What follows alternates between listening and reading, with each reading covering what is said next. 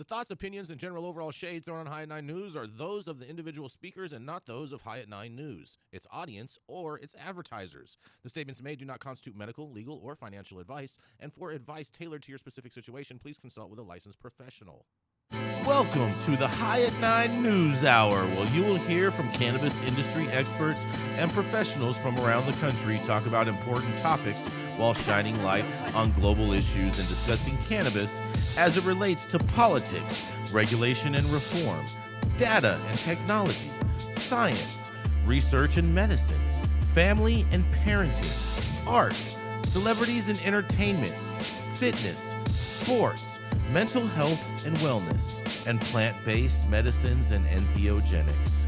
Together, we are building a stronger community, fighting the stigma and creating change. With your hosts, Jason Beck and Rico Lamitte, joined by special industry expert correspondents from around the country, and daily antics brought to you by Cannabis. Coming to you live every Monday through Friday at 9 a.m. Pacific Time and high noon on the East Coast. And thank you all for getting high at 9 with us.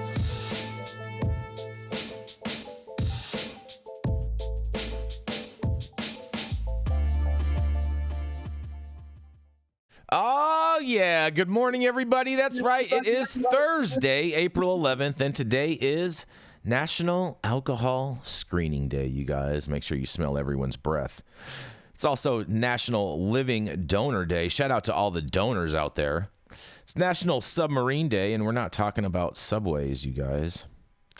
It's also National Cheese Fondue Day, Rico. National Pet Day, because everyone loves their pets so much, the little furry friends. National 8-track Tape Day, Dale. Do you have any 8-tracks still, like Dale? Volkswagen, right? Yeah. I used to have them in the hippie days. I mean, 8-tracks were great because you could skip songs like way faster than tapes. So I never, like you do on a CD. So, but I didn't understand why tapes you couldn't do that. But nonetheless, who cares? Thank you for joining us and getting high at 9 with us. That's also high noon on the East Coast. And please remember to like, share, and subscribe to us on all social media platforms. You can look up above on your screen to see exactly where we live on the internet. And we are live every Monday through Friday on YouTube, Rumble, Twitch, Twitter, Instagram, Facebook, and on our very own website at www.highat9news.com. But kicking it off first, that's right, we have the dope dad himself. That's right, who is, I don't understand what he has going on with his hat today, but it's upside down. And it's not Upside Down Day. Apparently, he's going to have an upside down story, I guess, apparently, because it is none other than the dope dad himself, Mr. Rico Lamitte. Do I get the applause? There you go. There you go, Rico. There you go. Oh, yeah, Jason. And I'm glad that you said that. There's nothing upside down about my hat, but I see what you did there. And yes, looks indeed. Upside down to me. Yes, indeed. Mm-hmm. My story today is pretty upside down. Mm-hmm. All right. So it's no secret to anyone in America that weddings are a big business. According to bankrate.com, citing data from The Knot, the average wedding held in 2022, including both the ceremony and reception, cost Americans about $30,000 a pop. That's the most couples have spent since 2018, where they were spending $33,931 on average before COVID, and 2,000 more than the 2021 average, which totaled around 28,000 for the ceremony and reception. And of course, all of us have seen the steady rise of cannabis-themed or weed-friendly weddings over the past few years, cashing in on nationwide normalization, and folks wanting an alternative vice that'll make them act a little less of a fool at their best friend's wedding reception. A quick Google search of cannabis weddings will net you a long list of planners, articles, social media posts, and ads that'll make your head spin if you had any aspirations toward getting in that mix. I don't think anybody would argue too hard against weed being a solid choice for a celebratory substance on such a happy occasion. Divorce, on the other hand, is a little tricky. Forbes says 2022 data shows the median cost of a divorce in the U.S. is $7,000, while the average is between $15,000 and $20,000. And it's not a one-size-fits-all price tag. More complicated contested divorces can significantly be more expensive, while uncontested divorces can be a lot cheaper. It all depends on assets, what state you get married in, and what caused the split. Either way, divorce expense numbers are not that far behind weddings in America, and much of the costs that are tied to weddings aren't that different from divorce either. Travel, food, and let's just say party expenses. So my question is, when will we start seeing cannabis-themed divorce parties? If you're in Las Vegas, the time is now.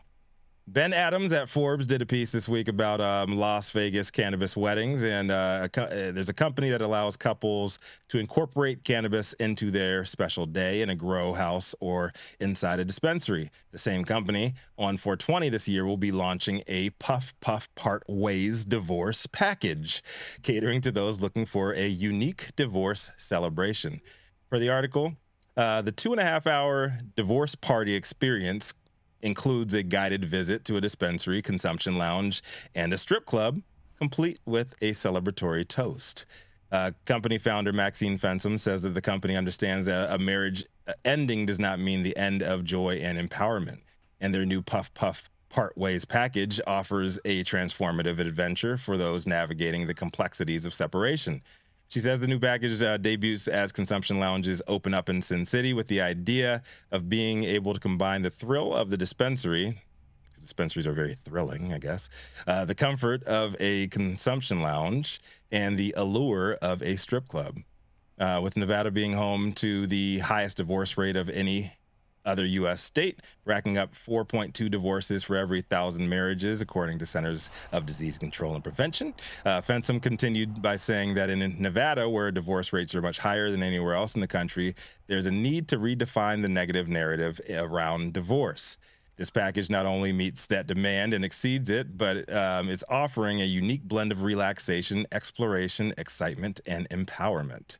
Over 50% of participants in a GetNux.com survey reported feeling happier 2 years after their divorce, and around 53% of divorced women say they experienced an increase in happiness post-divorce. In the same survey, 66% said that they had improved life satisfaction after divorcing, and 61% found love again within 12 months following their own divorce. Fensom claims that the package that they are providing fills that need amid the increased demand for celebratory divorce parties. Now, I personally have not been through a divorce yet, and hopefully I never have to. But I've been to my share of divorce parties, and after attending quite a few, I'd say they were a mixed bag. So I counted these out at 3 that were super celebratory. They were super fun. It was my guys were happy to break out of that toxic partnership that they were in. A couple of them were just a wild dude's night out, predictably not much different than the ones that they spent while they were married and why they're not married anymore.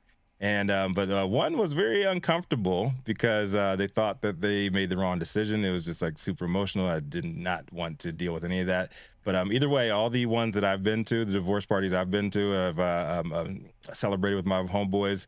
They were all expensive as fuck, right? And so I think this is a smart idea to hop on this divorce train and make money off of it.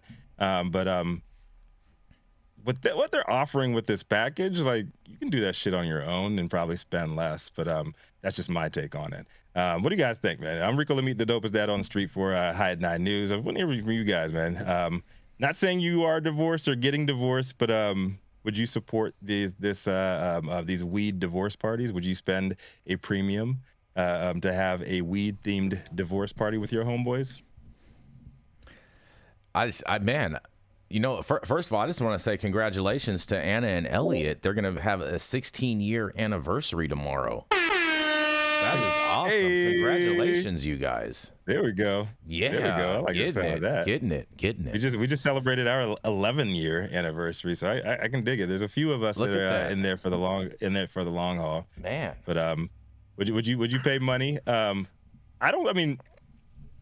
I haven't been to I don't understand cannabis wedding. I've been to cannabis-friendly weddings, but I've not even been to like a cannabis-themed wedding. I don't really get the cannabis wedding industry, but that shit's popping, man. Well, I know we made I know we made probably some of the first bouquets ever for brides using fresh cannabis flowers before anybody else did it.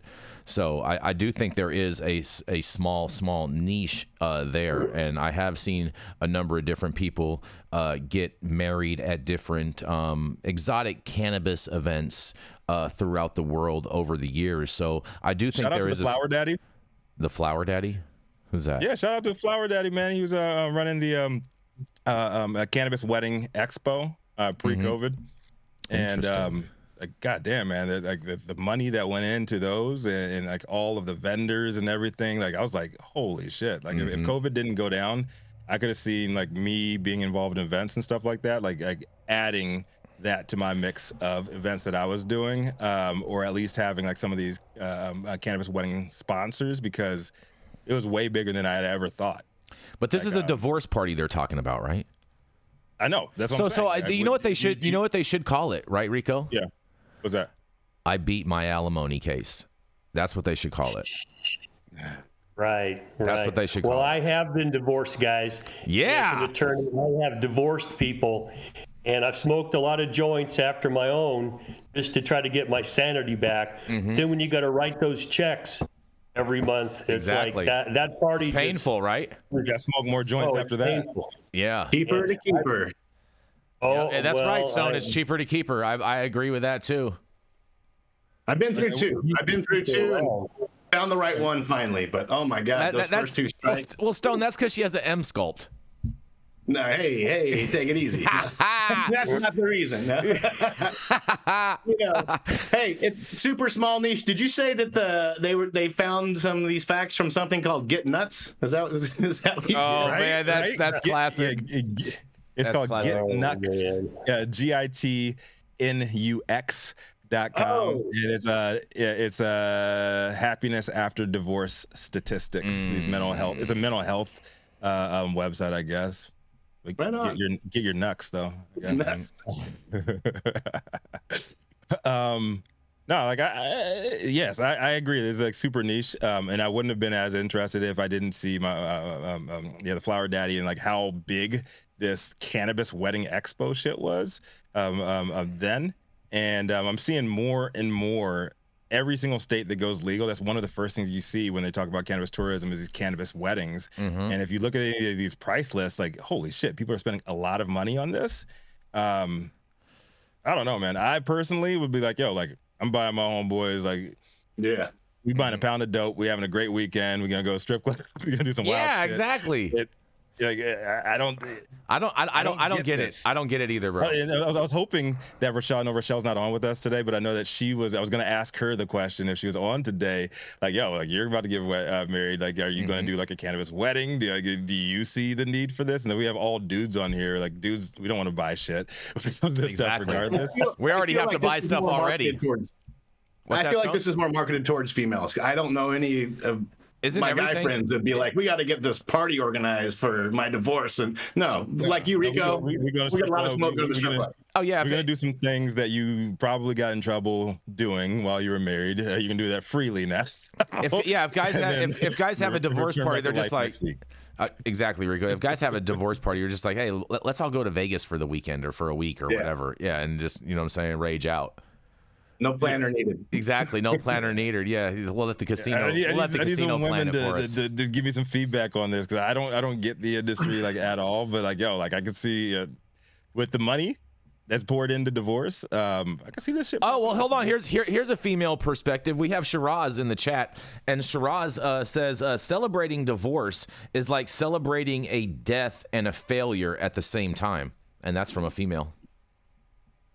That's one. That is one opinion. Yeah, like, it depends on where you were when the decision was made. Because sometimes it's like you can't wait to get the hell out of there. And right, that's what I'm saying. It's a mixed bag. You don't know. Like, was it a toxic relationship? Were you just in it for the money? Like there's a lot of stuff that can go into like why you're getting married or why you're getting divorced. So what's funny? What's funny? Let me opine on the supply side for a second. I've been married once. I think we're going into our 18th year. I like to say a marriage is like recovery. You take it one day at a time. That's fair. I swapped out my platinum ring for a groove ring because I felt like I needed something that was more akin to a tactical situation. But what's a groove ring? A groove ring are those rubberized rings that firefighters, police, EMF people wear. Like a Qualo. Are you telling me it's like a cock ring? No, Jason, head out of the gutter. Head out of the gutter. We're talking about the heart here, buddy. You said it was rubber. You said it was rubber. But in Sonoma County, weddings are a massive economic driver, and they have been for a very long time. And not just the people who come in to get married in the wine country, but all of the ancillary jobs, wedding planners, caterers. So love is a big business, and I'm a big proponent of that. And I think that there's an expression that shared joy is multiplied. And then there's also an expression that shared sorrow is diminished. So I can theoretically understand why people would want to have a divorce party. And I sort of get that there's this little thematic thing. I don't know, like you guys said, that this is going to really resonate with guys per se. But look, whatever it takes for people to heal and to close their chapter and to move on, I'm not mad at it. For me, it does seem a little surreal. I think that at the end of a long chapter, it might be bittersweet, but it does seem a little odd to me that one would celebrate something that theoretically in the beginning was going to be a till death do us part, and now we're parting, we're not dead.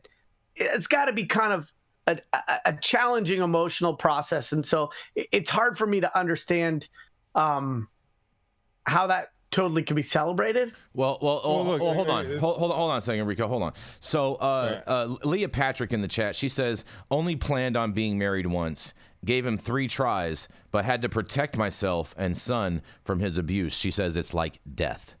And I have a few friends that are divorce attorneys, and I've talked with them about this because I've always found this super fascinating, that people are more likely to get divorced when the economy is up as opposed to the economy being down, which I thought was going to be the exact opposite. But they said that divorce rates are extremely low when the economy is doing terrible, like in situations. Well, that's like right because now. It's expensive to transition. It's expensive to not live under two roofs. They say that most divorces occur over economic issues, but people need some resources to be able to do that practical uncoupling. Yep, very much true. Well, so I mean, real quick, in response to what you were saying, Yarrow.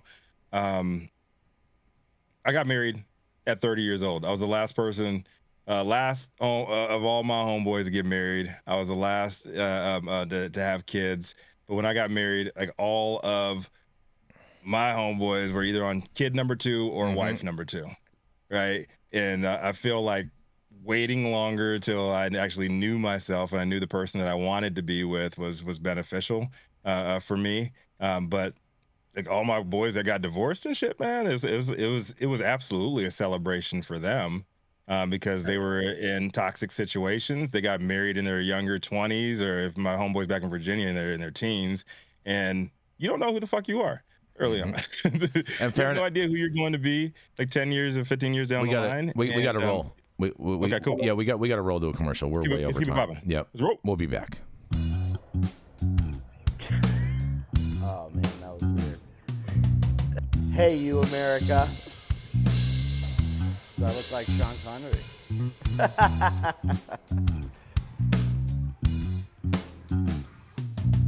Good morning, America. Saman Razani coming to you live from sunny Los Angeles, California with the one and only highest host, Mr. Jason Beck, smoking on the best weed in the world. Did you know that we have an audio-only version of our podcast?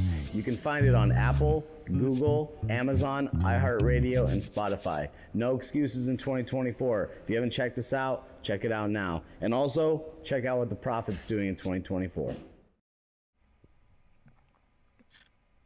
Our head honcho here at High 9 News is married to no one other than the streets with no date of annulment.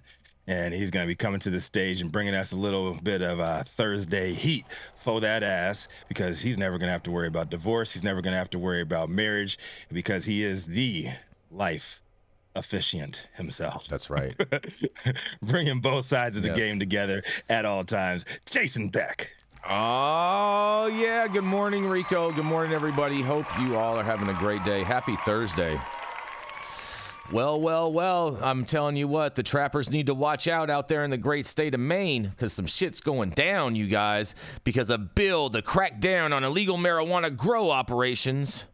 The trappers are celebrating because it dies in the state house, you guys. That's right. Trappers are rejoicing throughout New England right now.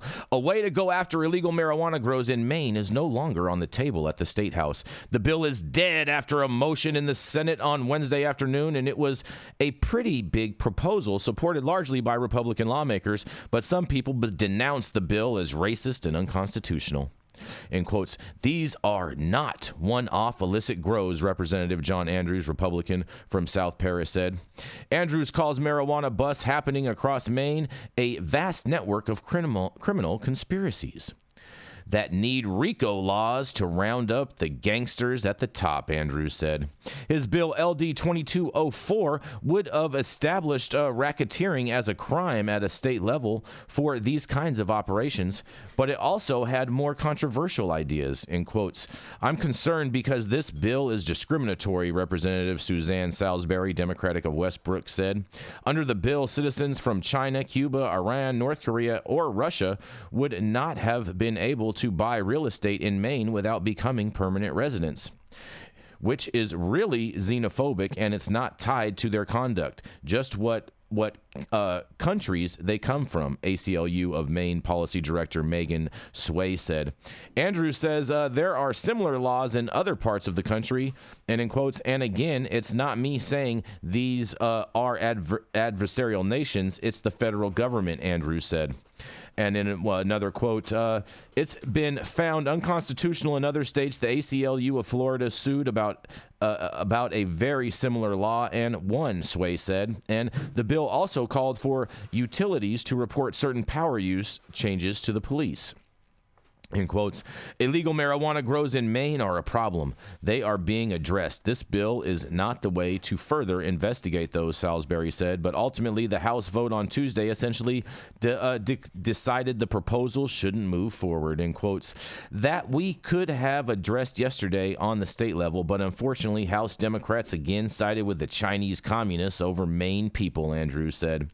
A handful of Republicans also spoke and voted against it and said, in quotes, it is okay to ask utilities to start spying on U.S. citizens, Representative Larry Dunphy, Republican from Emblem, said. And in another quote, I can't support a bill that will increase the surveillance state in Maine, Representative Laurel Libby, a Republican in Auburn, said. Utilities are already openly discussing ways to share information with law enforcement to crack down on these grows, and in a quote, that we could have addressed yesterday on the state level, but unfortunately House Democrats again sided with the Chinese Communist Party over the Maine people, Andrew said. Oh, I'm sorry, that's a repeat, you guys. You just wanted to say that again? No, I really didn't. It says while the issue could come up in the state house in the future, that will take some time with the lawmakers just about done with this legislative session, you guys. Well, the trappers are gonna flourish. The trap market survives in Maine. What do you guys think about this dead legislation? It was racist. It was xenophobic, dude. Like straight up. You think so? I don't think so. So you're saying the federal government is racist and xenophobic? Because it's no, I'm saying that's what you're saying. Under the bill, it says citizens from China, Cuba, and Iran, that's because North those Korea, are listed. Those are listed by the federal China, government. Cuba, those are Iran, listed as adversarial countries by the federal government. That's why they're in there like that. Every single one of those. Those are adversarial countries to the United States. Russia's still up in the air, because there's current stuff going on. Russia. Every single one of those, America is at fault. If you look at the facts, look at the work the CIA has done around the world, America's at fault that they're our adversaries. So now I'm not buying. I'm not buying that one. China. It's not our fault. China's our adversary. You can't just single out the specific countries like you can if you are from these countries. Why can't but you? Everybody else can. There's plenty of terrorists. There's plenty of people fucked up in other nations that can. There's plenty of other nations to add to the list. Nah, man. Just saying. I feel like the way that the bill was written is very xenophobic. If they wanted I'm not buying that. They can change what is said in it and find another way to go after these. I'm not buying that, but craziness. But okay, it's okay. We love. I think it's comical when they actually now try to bring something forward to make cannabis illegal somehow. People actually ask the right questions about what the fuck are you trying to do and why are you doing this? I mean, we never got that benefit back, 50 years ago when they passed the current federal laws and a lot of these state laws. They just went on the books. Now when they try to bring them back, they have to justify it, and they run into opposition. I don't think you should be identifying particular groups. You should just mark it to the metric of if the State Department declares some country an adversary, maybe that would be a different. The State Department has declared these countries adversarial. Rather than just say, hey, if the State Department lists them, you can't buy property in the United States. That's different than providing a list. That's already. Fair. That's a fair point, Dale. That's a fair point. I think that could have been an easy amendment adopted by both parties to move this bill forward. Well, the pendulum swinging against China right now, especially, and when you take a look at what they do versus we do, it's a different universe, and people don't want to live like they do in China. But here in the United States, it's like, why are these people getting to buy land so close to our military facilities and things it's a like big that? Problem. And there isn't a good answer other than it's a free country. If you want to change that, then you got to go back to the Congress and get some things changed here. Fair enough. Any thoughts on this, Yarrow? Stone? No. Yeah. So, property ownership is an exciting part of the American dream and has been since you were allowed to go west and get your 40 acres and a mule. There's been some alarming things around foreign companies buying up very sensitive and valuable property, not just near military bases, but also agricultural property. We've had something here in the Bay Area where a large amount of land has been quietly assembled with a group that was very opaque in terms of who the ownership was. And so opaque, huh? Yeah, opaque. Yeah, and I understand that. But here's my problem. We've got some lack of consistency in the way that we apply these principles, because we also have what's called EB-5. Yep. And EB-5 is a program that basically allows you to buy your way into having a U.S. citizenship. That's true. And so America has created programs that basically we raise our hand and we say we are for sale, and if you've got enough paper, you can get your green card and become an American citizen. And the three largest markets for EB-5 are the Bay Area, I think Florida, and I'm not sure what the third one was. I'd love to impress our viewership, but I can't today. And so this idea is if you buy a business or a business that includes real property over a certain dollar amount that includes X number of employees, you get a green card or you get American citizenship.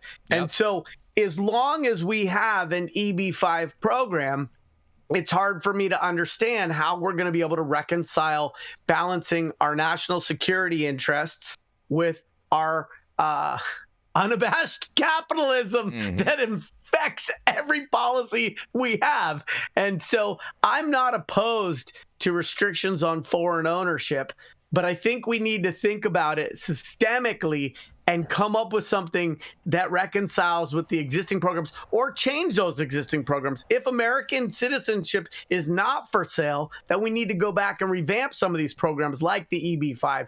And if it is for sale, then clearly this other thing, it doesn't matter because there's going to be workarounds. But I am very concerned about the idea that foreign governments through opaque interests are able to acquire high-value real estate in the United States without having to declare their intentions and without transparency. But Yarrow, isn't it wrong to say that you can't make citizenship not for sale when everything else in America is for sale? Everything is for sale. Well, yes, no, I do believe it is wrong. I do believe it is wrong because democracy. No, I do believe for sale. I do believe it is wrong, and let me tell you why. When you look at the Statue of Liberty and she says, "Give me, you're tired, you're hungry, you're poor, she doesn't say, "Let me check your bank account first." And so we are based on this idea that immigrants can come to this country and they have equal footing, equal opportunity. Never mind whether that's accurate or not. These are our ideals. And so if that equal opportunity is vetted based on how much money you have, that doesn't feel very American to me. I disagree.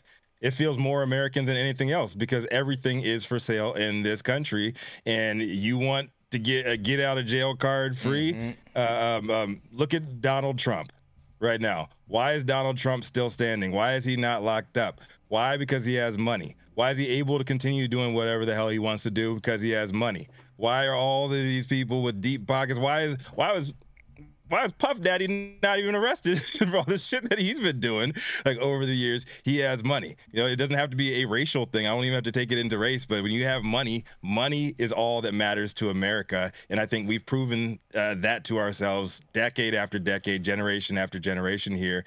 And Citizens United getting passed a few years back only solidified that and codified it into law. I agree with you that we have too much of the golden rule infecting and impregnating too much of our culture and society. I understand what you're saying in regards to corporations now being considered people or having the rights of people. And I'm not willing to give up my ideals. I think it's a noble fight. I like to think that we need to push back against that and at least attempt, whether we're successful or not, attempt to level the playing field. This country was built on immigration. It was built on hopes and dreams. It was built on the labor and the efforts of waves of people coming and hoping to better their lives, better their families, better their situation. And none of that was based on this idea that they had to show that they had lots of money in order to do it. And I won't give that up because I think that at the end of the day, that is more American than baseball and apple pie. And on that, we're going to... Yep, I guess so. Yeah, we're gonna go ahead. Go ahead, Rico. No. Just keep rolling. We can go back and forth with this all day. I love it. Oh, I know. I know we can. We're gonna roll right on into attorney Mr. Dale Schafer. He's the founder of Armada Law Practice, and at one point in time did some time for a cannabis crime. Here to piss up a rope and shake a stick at it. That's right. It is none other than attorney Mr. Dale Schafer. Good morning, everybody. Today's story involves one of my pet peeves that has been under my skin for multiple decades here. And it involves the Drug Enforcement Administration and their kangaroo court administrative law judge system. We've got a couple of companies, or actually a company that is suing the federal government, the Department of Justice, the DEA, and the chief administrative law judge of the DEA. And the story is something that we've heard many times. You make an application to the DEA for something, and they have time frames. They don't give two shits about the time frames. The next thing you know, they got a 90-day time frame. They're 2 years into it. You can't get anything done. You run down to court, to a real court, and you have a big hearing, and the judge says, okay. And Francis Young said this a long time ago, that this is the safest medically active plant in the whole goddamn world. But the question before me is, do I have to tell the DEA to, sign off on your checklist and go to the next step? That's where we've been. Now, put this in perspective. In 1969, Tim Leary tried to cross the Mexican border with some weed and got in trouble. He challenged the 37 Tax Act, and the Supreme Court said you can't force someone to have illegal marijuana to register for your Marijuana Tax Act. It's a Fifth Amendment violation. They threw the whole thing in the trash can.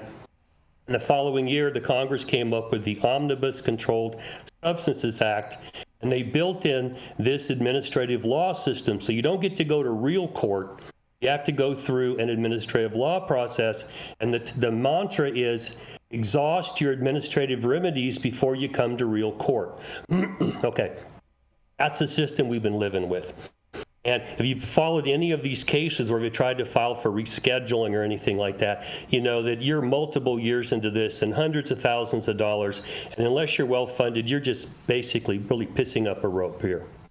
What happened is this, we're in a new era, supposedly, where they're trying to encourage people to develop new cannabis drugs.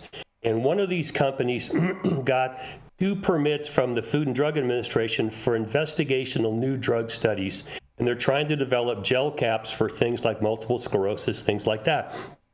Okay, well, if you know the federal system, the institution registered to grow weeds, University of Mississippi, and it's the shittiest weed. You can't even give it away. I mean, I've looked at Elvie Muzica's weed, and we cut it open, and it's like, this is worse than the shit we used to get in the 60s and 70s from brick weed coming out of Tijuana, okay? It's horrible. So this company said, all right, we're going to apply to the DEA for a registration to produce our own weed, okay? And if you follow the Sue Sisley case trying to get through this, it is just a mess. You cannot crawl through the rat holes and make you go through. So anyway, they filed back in 2018, and the DEA is supposed to have 90 days to put the registration on out in the public on the Federal Registry and ask for comment, or they have to file for an order to show cause to show that it's against the public interest. 90 days. Okay, well, in this case, it was like 2.5 years, all right? And so this company is just trying like hell to get them to do something, and they were put on the ignore list. And the ignore list went on for multiple years. And remember, they started in 2018, and finally, this DEA got around in the end of last year, 2023, filed for the order to show cause, have a hearing about whether it's in the public interest to do this, okay? So this company, you're out there dangling, you're spending millions of dollars trying to get this project going forward, and you've got to have safes, you've got to have security systems for weed you can walk around the corner and buy from the guy in the trap shop. It's all ridiculous, okay? So what this company did is said, screw you, we're going to challenge your administrative law system. And that's where they're kicking them right in the nuts, I think. Because in 2000, I think it was 2018, the Securities and Exchange Commission's their administrative law procedure was thrown in the trash by the Supreme Court. Said, no, you are an inferior officer of the United States. You've got to either be appointed by the president or the head of your department. Okay, and in the case of the SEC, it's the Secretary of the Treasury. But in the case of the DEA, it's the Attorney General or the President. Well, the system they've got is they look for employees, and they have the head of the DEA appoint them. They can't be fired because, of course, they're employees. You got all this the personnel issues you got to go through. And so what this company says, no, this violates the Appointments Clause of Article 2 of the Constitution. The President or the department head, who would be Merrick Garland, the Attorney General, would have to appoint him, and that didn't happen. So they built in this nepotism system that allows these timelines to be blown through with such impunity, they ignore you. Congress tried to get the DEA to say something, and they ignored them for years. Okay. So what I'm hoping is that the court will look at the DEA's kangaroo court system, this administrative law system, and say it's unconstitutional because you weren't appointed by the president or by the attorney general, and they can't fire you. As the way you make these administrative law systems work is if the system won't abide by the timelines and the judges aren't doing anything about it, you call them up and say, I want your resignation or you're fired. And you put judges in that will hold the DEA to account. Congress passed laws with time frames in them, but there seems to be nothing for a remedy other than spending hundreds of thousands of dollars to go into court to have a court order them to do something they should have already done. So this is a system that just irritates the shit out of me, and I hope that we can get a federal court to look at it and say, no, it's unconstitutional. You've got to have judges in there that will follow the rules or they're fired, and give this some teeth. Otherwise, the DEA is just laughing. They've been laughing at us for 5 decades now. I think it's about time that they took one in the Curlies. So that's my rant for this morning, guys. Back at you. What do you have to say? Man, Dale. This is crazy, Dale. Well, Richard Nixon was no idiot. I mean, he was a crook, but he wasn't an idiot because he set this administrative law system up in 1970 with the Congress. I didn't understand it until I went to law school and I went, what? They can force you to run through all these hoops for forever and ever? And the answer is, yeah, they can. Man, it's just like the Westminster Kennel Club. You just have to just keep on jumping through hoops nonstop. You can't even touch the Curlies. They just ignore you. Yeah. What can you do? They ignored Congress. Yeah. They just didn't respond to them. Yeah. Like you can't have a system like that. It's part of the reason why we have this mess we have. Because if you wanted to go study the evils of marijuana, you got your registration, you got your you go. We're going to give you all we need. If you want to find a way to make this a medicine or to find something good about it, then here you go. It's a snail's pace at best. Man, I just say you're damn from Jump Street because it's set up to make it so that you can't do it. That's the design. And it's unfair because if you have a company that produces, say, drugs that are going to go out commercially in the market, the DEA doesn't do this to you. Okay, they don't. But when it comes to cannabis, I mean, we are the redheaded stepchildren that we're just not trusted, and you don't get any breaks at all, and you can't break through the system. The courts are going to have to step in and stomp on this. The Supreme Court did that with the SEC, and if I'm a betting man, they're going to do it with this group too. I would bet right alongside with you on that, Dale. Yarrow Stone, you have anything to say this before we move on? All right. I mean, I covered the DEA, I think this week, or maybe it was last week. And so my feeling is that they have the opportunity to play an important, vital function. Fentanyl's one of the top 4 to 5 threats this country faces. I want to make sure that they are empowered to do their job and to keep teenagers from dying over street Xanax bars at the local skateboard park. And my hat is off to them for that noble work. Yep. And on that, we're going to go to a commercial. We're going to be right back. The Control Tower from Highly Educated has perfected the dab. Utilizing the concept of thin film evaporation, you can waste none of it and taste all of it. The micro texture of the SE pillar increases nucleation at elevated temperatures. And with the tower propelling at 2,600 RPMs, it's certainly the most efficient dab experience to date. The Control Tower from Highly Educated. Oh, yes. Stop whatever you're doing. Make sure you hit that like button. Also, subscribe to the channel if you've not subscribed already. And all of the articles that we cover on today's show, you can read directly on our website at www.high9news.com. And we do want to thank all of you out there for watching and tuning in daily over the weekend. We did receive 500,000 views on the channel, and we do want to thank all of you for that.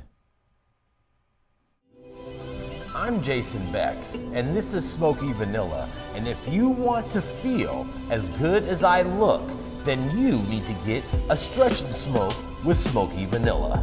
Hi, I'm Smoky Vanilla. I have my bachelor's degree in kinesiology, and I'm a sports massage therapist and stretch coach. I focus mostly on individuals that are in sport with chronic pain or injury. I love to intuitively create and customize a session based on the individual that I'm working with. We'll go over a few postural assessments, work together to create a wellness journey based on the health history, past injuries, or anything still affecting you today. And we'll get you back on your feet right away with less pain.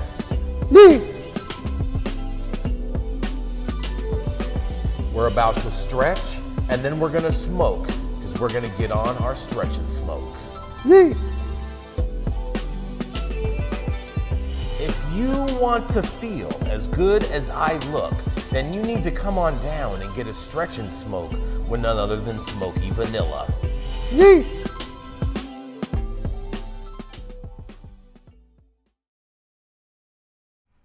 Oh, yes. Coming up next. That's right. It's the man from the great red state of Austin, even though he lives in a blue little town. That's right. He loves, man, Stone Slade. I have a new one for you, Stone. Oh, boy. Yes, can't wait. Yes. He's the man from the great state of Texas who also has an M sculpt at his use, and so that's why he has this such physique figure. That's right. It is none other than Mr. M sculpt himself, Mr. Stone Slade. You are Mr. M sculpt, Jason. Come on now. Don't worry, we're getting there. All right. I can't wait to see. I can't wait. Anyway, back to the news. In the ever-evolving, wild world of cannabis, a refreshing breeze of education and awareness is blowing through, thanks to some unexpected players. You see, big MSO operators, multi-state operators often get a bad rap, but when it comes to this project from Curaleaf and Accountability, the first advertising cooperative within the cannabis sector, they're charting a new course. It's a course set towards enlightening customers with much-needed information about cannabis. Now, Accountability has joined hands with Curaleaf to launch a public service announcement campaign. This collaboration is more than just a partnership, it's a mission to elevate the cannabis industry standards through education-driven advertisements. Imagine a world where cannabis knowledge not just flows freely, but accurately. Curaleaf, with its expansive footprint that stretches even into Europe, is not just contributing media space. No, it's bolstering Accountability's quest to be the beacon of educational outreach and quality standards. This alliance aims to turn Accountability into a trusted hub for accurate hemp and cannabis product information.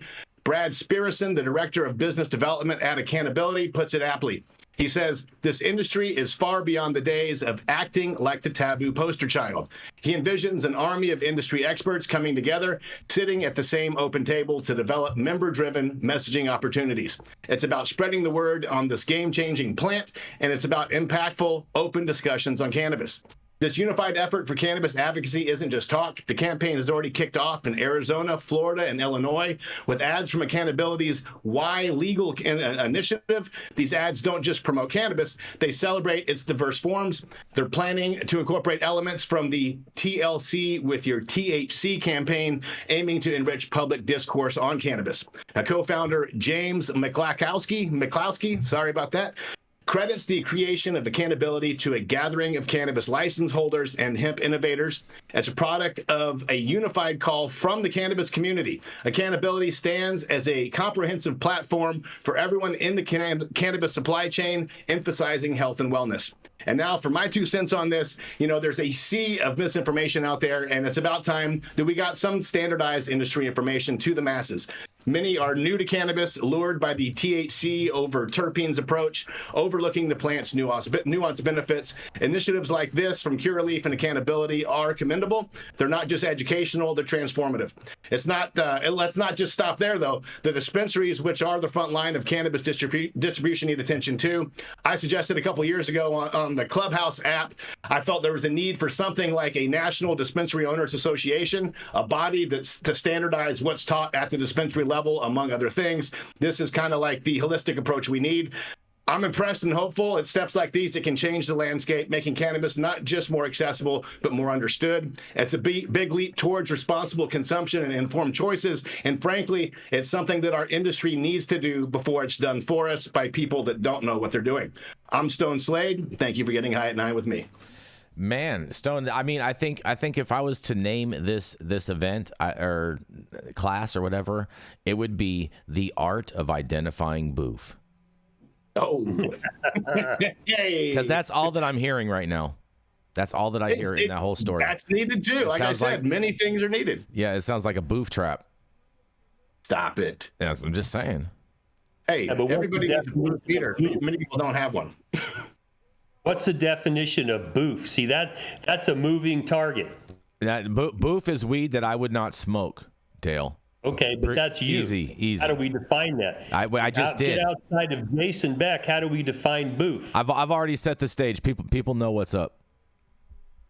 Yeah. Oh, but that's a non-answer. I have quantifiable results over here, Dale. Okay.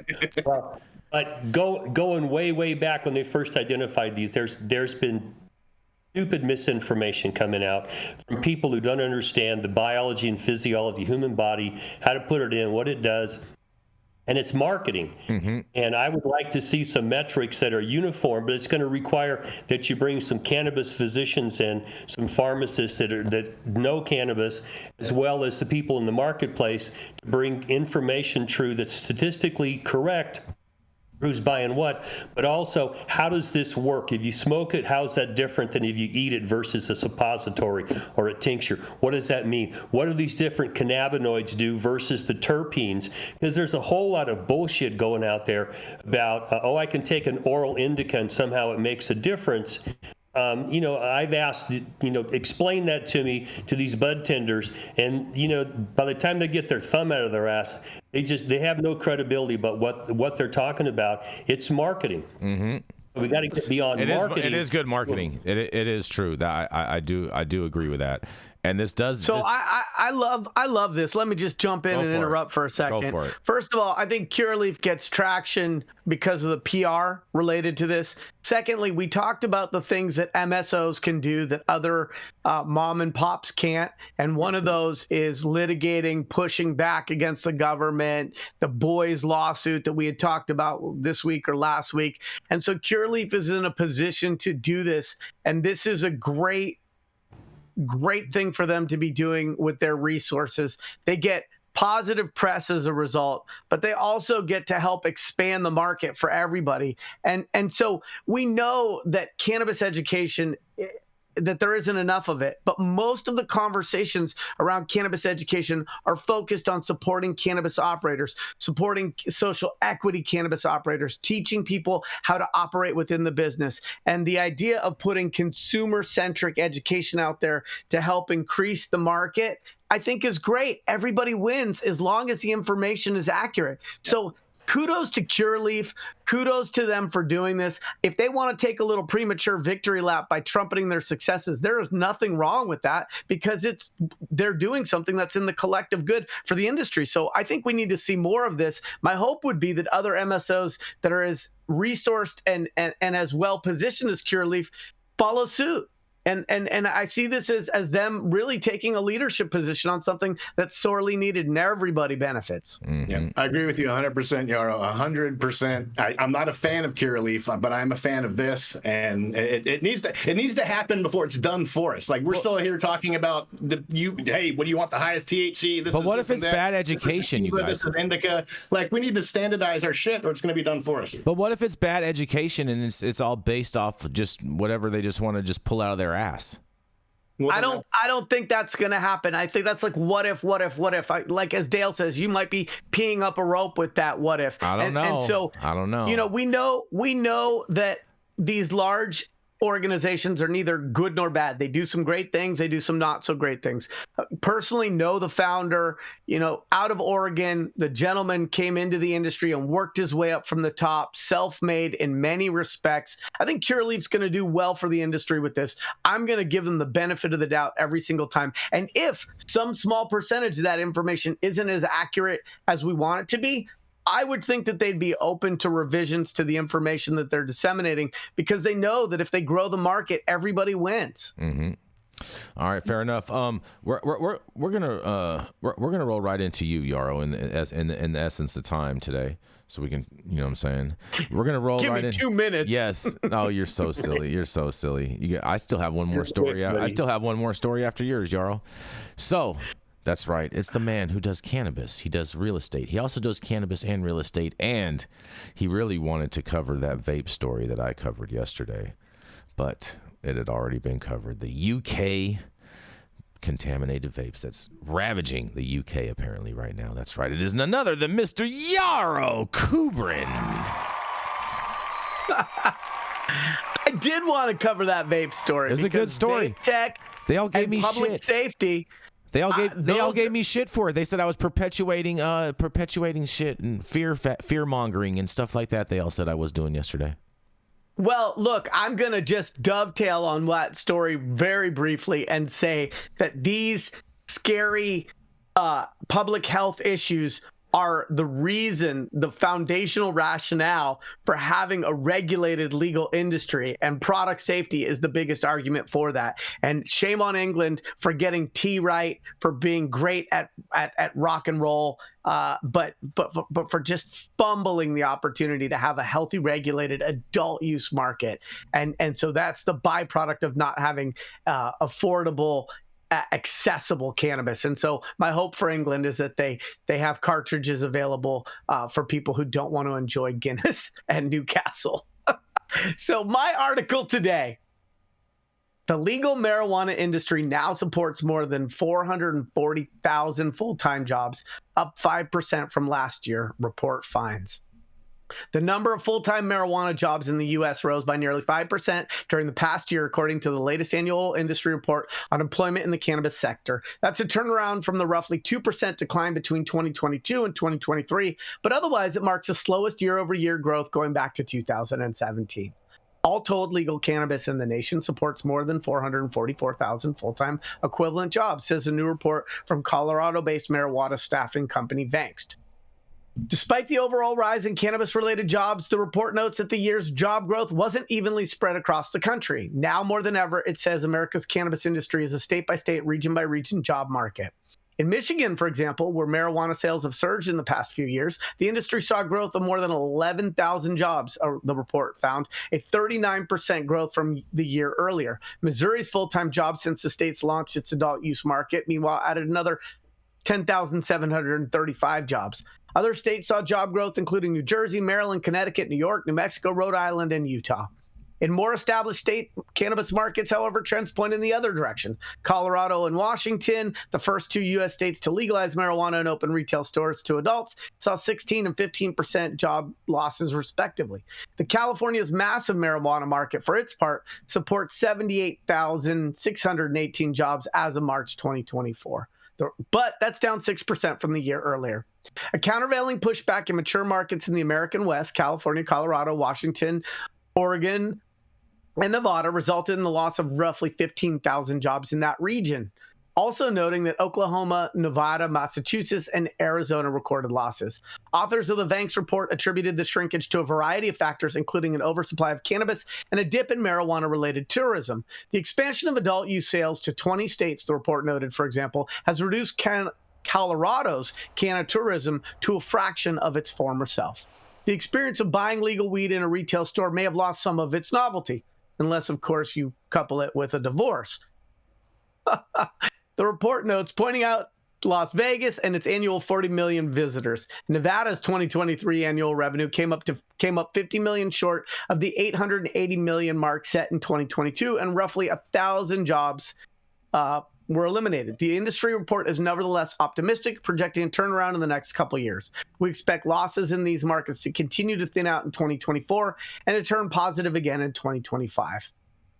While the report does not project job numbers into the future, it includes a forecast of nationwide cannabis revenue looking ahead to 2035, at which point it expects the U.S. market will be in the 87 billion range. That's more than triple the 28.8 billion in revenue the industry made in 2023, according to Vangst. In addition to job numbers, the new report also touches on what various positions within the cannabis industry are paid. Trimming marijuana, for example, pays between $14 and $27 an hour, while the director of cultivation makes between $90 and $140. On the retail, that's $90 to $140,000 annually, not per hour. On the retail side, typical bud tenders make between $14 and $22, while retail directors make between $80 to $120,000 per year. Together, retail and cultivation categories make up more than half, 54% of all marijuana industry jobs. Carson Humston, Vangst founder and CEO, noted in a press release that the company's tracking marijuana jobs per state is something that the federal government does not do for our industry. While the federal government does not track cannabis job numbers, the U.S. Census Bureau last year began collecting data on marijuana business activity as well as state cannabis tax revenue. Last September, before launching the interactive map, the agency published a report showing that legal cannabis states had collected more than $5.7 billion in marijuana tax revenue over an 18-month period. It also recently updated its survey of private businesses to better capture marijuana-related economic activity. This is the second year that Vangst has produced the Cannabis Jobs Report. Previously, it had been commissioned by the marijuana advertising platform Leafly. It's the product of blah, blah, blah, blah, blah. State revenue varies from jurisdiction to jurisdiction. Let me sort of wrap this up in the interest of time. TD Cowen projected late last year that legal cannabis sales will reach $37 billion in 2027, up from what it said was $29 billion in 2023. At least some of that growth is expected to come from increased substitution of cannabis for alcohol. Pay attention. Particularly among younger adults. One aspect of the cannabis job market that Vank's report does not touch on is the possible impact of unionization in the industry. A push by workers in Missouri, for example, has raised a legal question of whether or not marijuana trimmers and others are considered agricultural workers, or whether they have the right to organize. This is Yarrow Kubrin, High at 9 News, Thursday morning. I'd like to hear what the rest of you think. Man, I mean, this is just like a bunch of stats and statistics. I mean, just showing that cannabis has positive effects for business and the overall economy, and more municipalities should embrace it because cannabis is a jobs creator overall. Yeah. I think a couple things, unless Dale and Stone are going to jump in on this. Well, go ahead. I just want to say that the companies I represent, the bud tenders, the delivery drivers, the trimmers, things like that, they tend to be in the same pay category as people who flip burgers at McDonald's. Mm-hmm. Okay? So you're adding jobs, but those jobs are not, top tier jobs. So there's opportunities that are at that caliber, and in California, the labor laws will kill you. So it's a real difficult situation here in California. The industry does not afford them the money right now to pay what they might want to pay. But the downside of being an employer in California is that if you mess up even one little thing with our labor laws, you're in big trouble. Yep. So I'm encouraged that finally some of those numbers, I mean, we used to get all these numbers and it started out, they're going to make billions of dollars in taxes every year, and they overtaxed and overregulated and the damn industry damn near died. But it's nice to see that you can actually point to some numbers at a city or a county or even a state can go to and say, this is the kind of benefits we're going to see. Yep. I'd also like to see them track how much you decrease the resources spent on law enforcement as you bring legal into the picture here, because that's another side of this, that it's an economic boon if you can capture those dollars that used to be spent for eradicating marijuana. Mm-hmm. But otherwise, this is, I don't know if it's good or bad news, it's news. Yes. So I think that Dale touched on a very important applied economics concept. Mm-hmm. As we decrease the cost for law enforcement and prohibition and these actions against cannabis operators or states where there was no legal cannabis programs, that's a massive economic benefit. It is true that a lot of those trimmer, bud tender jobs are entry level, maybe not even sustainable wages in certain markets. I think that if we have less taxes, there's room for some of those positions to have profit share, 401k, additional benefits, health insurance. And I also think that we need to fundamentally ask regulators and government and policymakers to revisit their tax structure and to say, where would you rather realize the economic gains? Would you rather tax the industry and then have control over how that money is disseminated sometimes to other interest groups? Or would you rather see job creation with more sustainable wages and where those employees can have opportunities to participate either in, fractional ownership, cooperatives, various other perks? And so my hope would be that policymakers and industry are able to come together and realize that job creation is far better than taxing the industry, and that sustainable jobs for those line staff and that 54% that are trimmers and bud tenders isn't going to be able to be achieved until we have substantial tax reform. Mm-hmm. Fair enough. Fair enough. I'm going to roll right into my last story real quick, Yarrow. It's a quick one. It's a quickie. Are you ready? Ready. Okay. Colombia police, you guys, arrest a 73-year-old American for giving cannabis tours in his home, you guys. In a new type of travel high, an American was arrested on Tuesday by Colombian police for allegedly offering $30 cannabis tours to tourists in his home. This 73-year-old man advertised on social media and a website for foreigners to visit his house in Submarine, a town south of the city of Medellin, in northwestern part of the country, Colombian National Police said in a statement. He also distributed flyers advertising the cannabis farm tours given by Cannabis Jimmy. The material said free samples would be distributed during the tours. Approximately 2 to 8 people were on each tour, and reservations were required. The tours lasted 2 to 3 hours, during which the man taught visitors the process of planting, caring for, harvesting, and maintaining this plant, police said. He also sold tour takers marijuana for $20 a gram. That's a great price in Colombia. Police said they confiscated 1,380 grams of marijuana during the arrest, and they did not identify the man, only saying he is an American. Colombia has a long struggle to control the trafficking, manufacturing, and/or possession of narcotics within its borders, and late last year, the Colombian Navy intercepted a shipwreck boat carrying 33 kilograms of cocaine and 744 kilograms of marijuana. The South American nation is the world's largest exporter of cocaine. Almost 90% of the cocaine sold in the United States each year arrives from Colombia, you guys. Well. Colombia, they arresting Americans over there for giving tours of their grow. Can you believe this?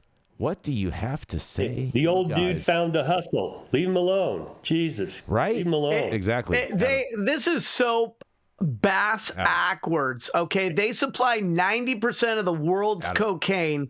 Cocaine is typically laced with fentanyl, and they are worried about this 73-year-old promoting their cannabis industry. And he's not exporting the cannabis. Exactly. And he's selling grams, not kilograms, not submarines full of cannabis. Man. And then they do all of this resources towards enforcing on a literal senior citizen. Shame on Colombia. Start exporting more emeralds, less cocaine, and capitalize upon cannabis tourism. And at the risk of being geocentric, did it take an American to point out that cannabis tourism is a viable thing and should be promoted and supported? I don't know, but I like this guy. He's my next hero. I like this guy, too. You know who else I like? I like the Suitor Music. Thank you so much for that super chat. He says, Gretchen's topicals are made from living soil, small batch organic, you guys.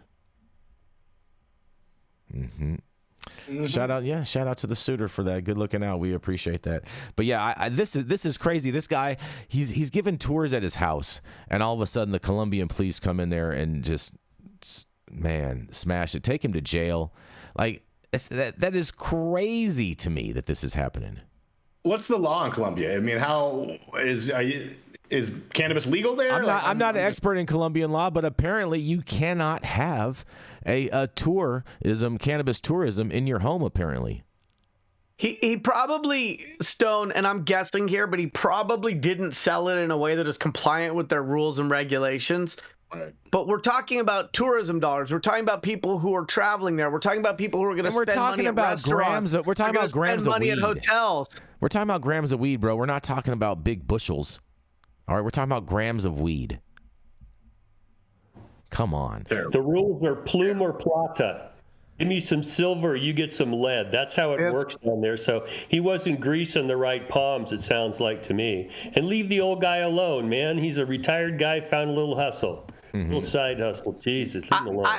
I am so saddened by this, that Colombia, like if it happened, I could see it happening and then them trying to undo it. But the PR nightmare that this creates for that country, somebody in a position of responsibility and power has to understand that no matter what they do with this guy, the country doesn't win, and it's very bad advertising for them.